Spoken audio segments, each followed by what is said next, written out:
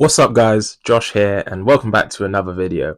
Today's video is going to be a first for the channel. It's actually a video game review and we're going to be reviewing Assassin's Creed Shadows today. I've played over 60 hours of the game and I've completed the main story as well as a lot of the side missions. I think I have a pretty good insight as to what's good about this game, what could have been improved and whether you should buy it. But before we get into it, as always, if you're enjoying the content, please like, subscribe, share, and comment. It honestly means so much, a small channel, even if it's just a thumbs up, it's greatly appreciated. But let's get into it, and let's start with the gameplay and combat. The first thing I want to say is, this game has absolutely outstanding combat, and the gameplay felt smooth throughout my entire runtime. I played it on release, so you could expect a couple bugs and glitches, but honestly, there was pretty much nothing in terms of combat glitches and gameplay glitches. Overall, this game, I think, has some of the best combat in the entire Assassin's Creed series. The parry mechanics are excellent, the dodge mechanics are improved from Mirage, and the varied enemy types lends itself to fresh gameplay, even as you get into the 10, 20, 30 hour stage. I like the ranked enemies personally. I know certain people aren't fans of RPG kind of scaling, but I think in Assassin's Creed it really lends itself to it because of how big the campaigns are. I think the moves set used by Naoe and Yasuke are actually really fun. And whilst there are definitely some cooler assassins in terms of moves, I think to Connor's gameplay animations from my personal Assassin's Creed, which is Assassin's Creed 3, but I think overall they do very nice jobs with it, especially the on-screen animations when you assassinate certain targets, I think are absolutely stunning. Having the two protagonists have very distinct playstyles benefited the combat system as well and made it fresh even deep into the game. I think Yasuke's all guns blazing approach and obvious power and health increases make for very, very fun situations where you just go into a castle and absolutely tear it down. But equally, I think the gameplay with Naoe is some of the best in an Assassin's Creed game. I think that her skill set with the grappling hook, with the tools, the throwing knives, the shurikens, really make for enjoyable mission moments, and it really does make you feel like an assassin. I really have no complaints with the gameplay and combat. I think the only reason why I can't give it a 10 is because sometimes you would parry and the parry timing wasn't exactly great, but that's more so down to the setting you're playing on. Depends on if you're playing on visual enhancement or gameplay enhancement, so that makes sense. But I would have liked it if it was a bit cleaner across all three options. But with that being said, gameplay and combat in Assassin's Creed Shadows gets a 9 out of 10 for me and is a definite positive. And then from a real big positive to kind of the biggest letdown, and that is stealth and parkour. So I thought Assassin's Creed Mirage had some of the best stealth and parkour we had seen since the original trilogy. I thought that, yes, whilst the map was smaller and lended itself to tighter spaces and more traversal opportunities, I thought that the way they introduced the social self again after so long out, even though it wasn't as good as the past games, was great. And I think the removal of that for this game is just really confusing. I also think that you had such a missed opportunity by having wall climbing and tree climbing, and we had a great setting for that.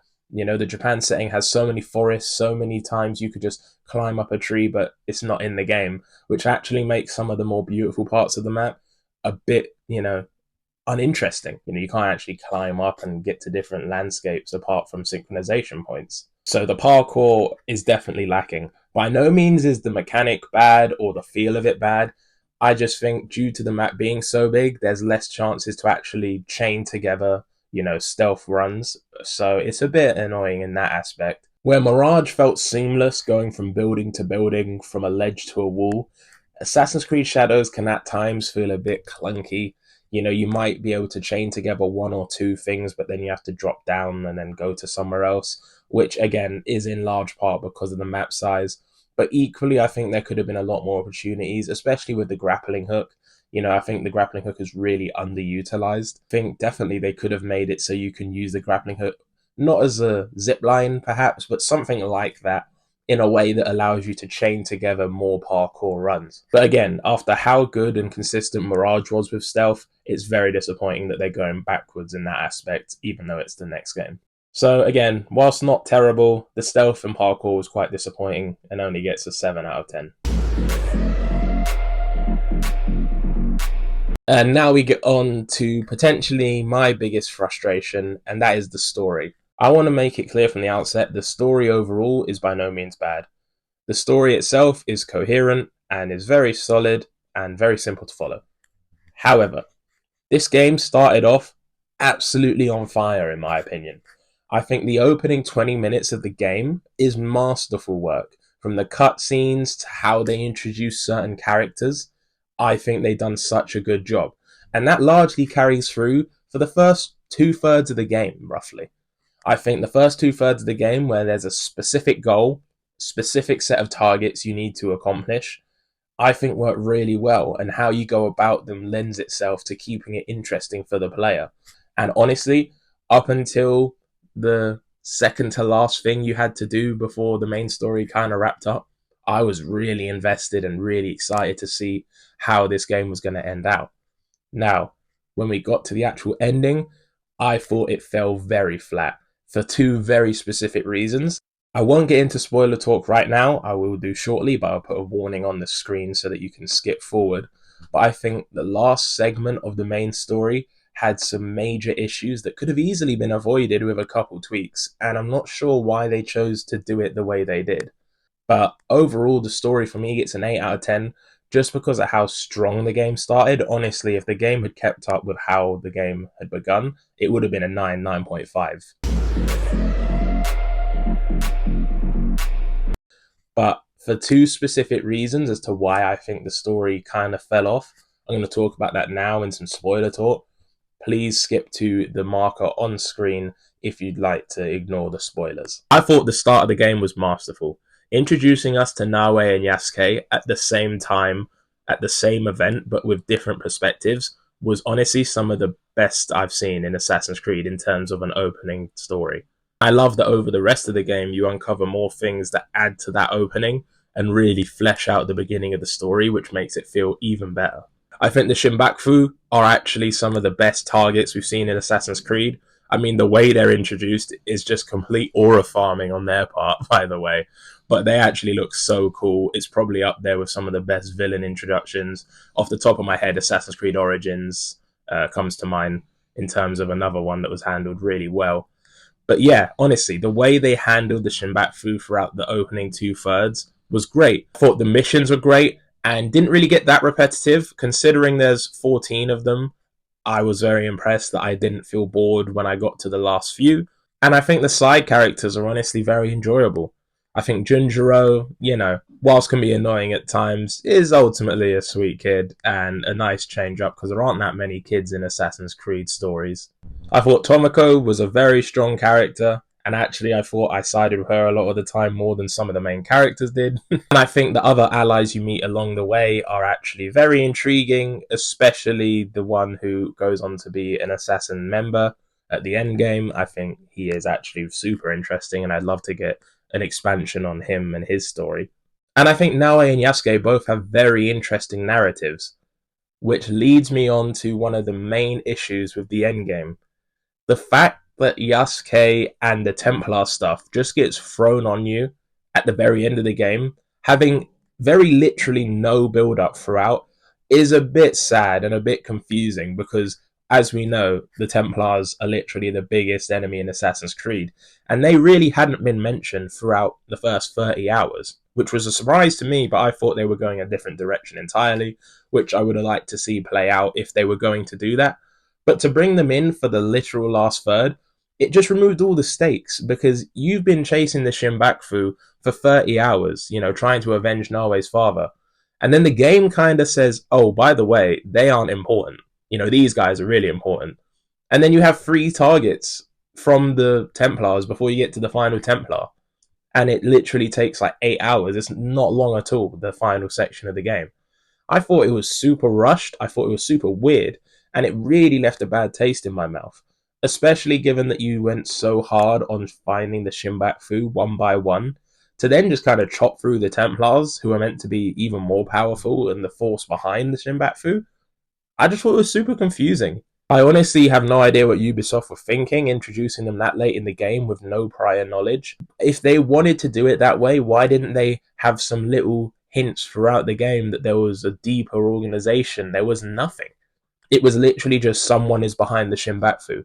There was no notion, no mention of foreign powers.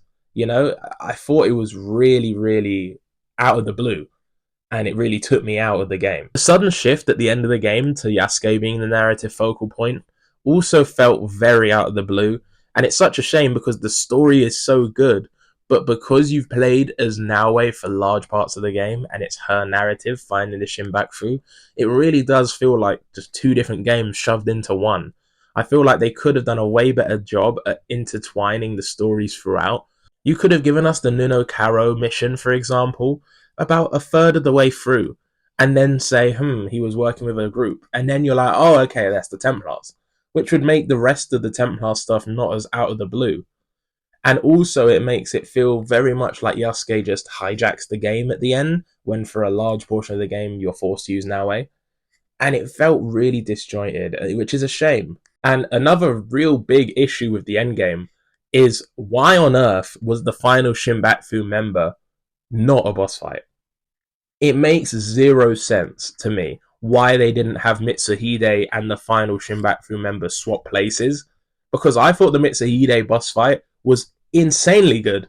I love the fact that it's one of the only times in the game you can play as Naoe and Yasuke seamlessly. I thought it was so well done, and I actually left it thinking, why hasn't this been an option for other boss fights? It makes so much more sense, and instead of choosing one of them to use. I understand why, in terms of development and time, it probably took so long just to do that for the boss fight of Mitsuhide. But that's even more reason to put the Mitsuhide boss fight as the finale. Having that come second, and you have the emotional high of, oh my god, we just took down Mitsuhide, he's the guy who really set it all up. Just to be told, oh, actually, it's this random character who you've never met, and you're not even going to get the choice to kill or spare him. The game will force you to spare him, and you're just going to have a conversation. And that's the Shinbaku done. It was so disappointing and such a missed opportunity, in my opinion. All they had to do was swap them round, have the last character that you fight be the penultimate one, and have a choice to spare or kill, like you had a choice to spare or kill a couple of the other Shinbaku members. And I think that would have been so much better. It would have been one final twist in terms of, wow, this guy is selling out Mitsuhide, we're going to let him live or die. And it would actually be a compelling decision. And then you could go into, well, he could become a villain in an expansion, because you've let him live, if that's the case. And then you have Mitsuhide's boss fight be the finale, which would have made so much more sense. He is the character you spent so long with at the start of the game when you're playing as Naoe. I honestly think it was such an easy decision, and it's puzzling as to why they did it the reverse way round. But yeah, those two things, the Mitsuhide boss fight not being the final boss fight, as well as the Templar arc just coming out of nowhere, really took me out of the game at the end, to be honest, and is largely a reason why the rating is only an 8 when it could have been a 9.95. The settings, visuals, and customization, however, are the absolute best of any Assassin's Creed game I've played.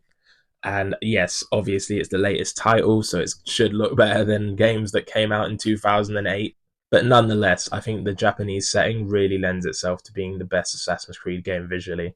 The dynamic seasons kept the gameplay fresh, which was a big plus, and different seasons really had their own unique, distinct feel, whether it was the snow, allowing for more stealth opportunities, or the sun and the wind and the daisies in the air. I just thought really kept the gameplay interesting and made you actually want to travel around on horse instead of just fast travel through synchronization points. The game is truly beautiful, to the point where I would stop on the way to where I was going to just have a look at certain things.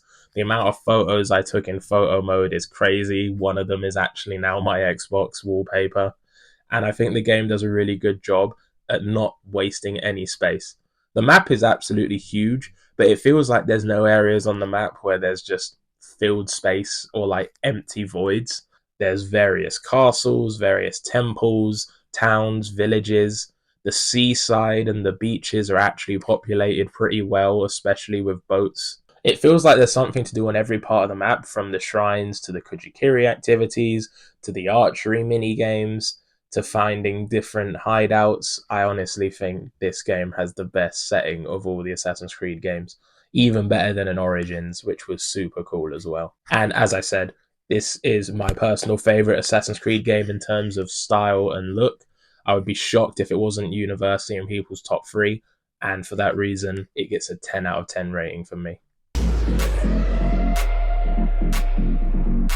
In terms of my overall thoughts now, I think this is a step again in the right direction for Ubisoft.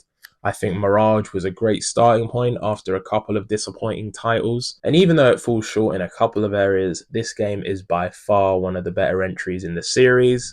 I would be surprised if people didn't have it in their top 6. I personally have it as my 4th ranked game behind Origins, Assassin's Creed Brotherhood, and Assassin's Creed 3. I think the gameplay is tremendous, the combat is great, the boss fights are enjoyable, and I think that having 2 protagonists with different playstyles lend itself nicely to having real fresh combat throughout the game. The story is largely enjoyable and well written, even if it does peter out a bit at the end in my opinion, and I think the settings, visuals, and the customization options are just tremendous and by far the best in the Assassin's Creed franchise. If you're a massive Assassin's Creed fan, the stealth and parkour drop off from Mirage might make you think that this isn't the game for you, but honestly, I think this game is up there in terms of Assassin's Creed games. And I think if you're a true Assassin's Creed fan, you'll still enjoy this game. And I actually think you'll love this game if you're a newer Assassin's Creed player or someone that's never played it at all, and you just go into this game with a free mind. I think you'll love it, honestly. I think as a standalone stealth-based narrative game, this is honestly up there. I can't think of many more that are better. And I think if you go into this with an open mind, you'll really enjoy it. So my overall score for Assassin's Creed Shadows is an 8 out of 10. I would definitely purchase, especially if it's on sale. I think you'll get so much value for money. I'm in my 70th hour now, and I've still not 100% of the game.